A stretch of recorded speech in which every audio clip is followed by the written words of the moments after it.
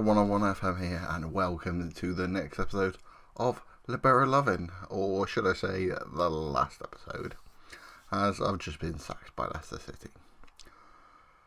Tynesby had his contract terminated by Leicester City chairman, not even going to try and pronounce his name, and Endersby failed to improve his overall performance at the club, and the final straw for the club's board.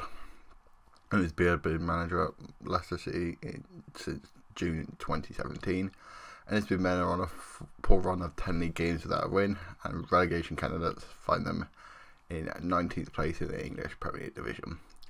Leicester have drawn 4 of their 5 last league games in the league, and Endersby famously suffered the ignominy of being knocked out of the Carabao Cup in Ipswich in August, and footage of that match has been rescued from the archives as he departs his post after a series of more recent disappointments. Leicester will be looking for a new manager.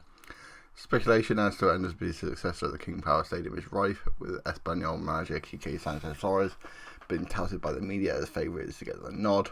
Other managers, such as Alan Pardew, which I actually take offence at, Alessandro Del Canto, I haven't got a clue at, and Slaven Bilic, which don't have a clue.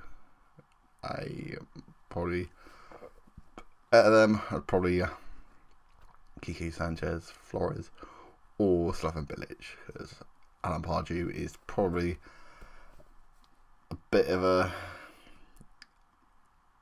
downhill slope. I mean, coming from this formation, I think there's a couple of problems with this formation. Firstly is the obvious one with the wingers, and they don't seem to do much, to be honest.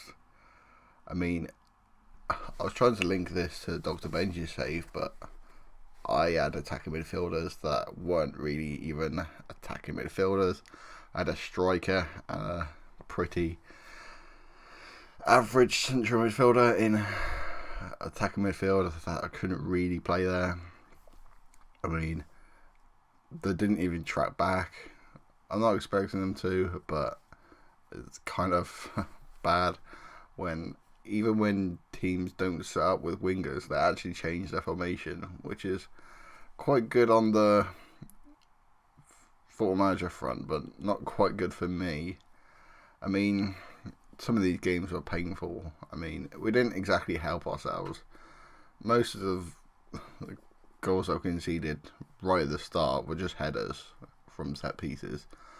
Having 3 at the back, 3 centre backs, especially when you got Harry Maguire, Wes Morgan, and Ben Gibson, who are probably, I know Morgan and Gibson, I think all 3 of them are at least above like 6'2". I think Maguire's like 6'4", so they shouldn't be losing headers. I mean, there's one problem that Dr. Benji found out, that you get counter attacks by corners. I didn't seem to have that problem. Harry Maguire only scored 1 goal, which is probably not exactly what we wanted after his World Cup exponential, whatever. I'm just naming words that I can't even pronounce now. And yeah, he scored more goals in the World Cup than did for me in the season. Anyway, that is the end of today's episode. Unfortunately, it is a bit short, but when you get sacked in a formation man challenge like this, you can't really help it. Look out for the rest of the episodes. I'll leave a link to them in the description. I'll leave a link to the playlist, so if you guys want to see how bad this formation does, then go check that out. But little tip from me, never use this formation. Even Dr. Benji has gone away from it now, and even the comment section I've seen in his videos were like, why are you losing a Libero? You're just completely losing the plot.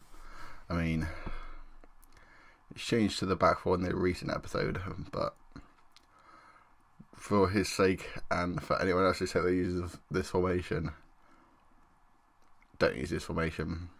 It is probably the single worst formation I've ever used on Football Manager.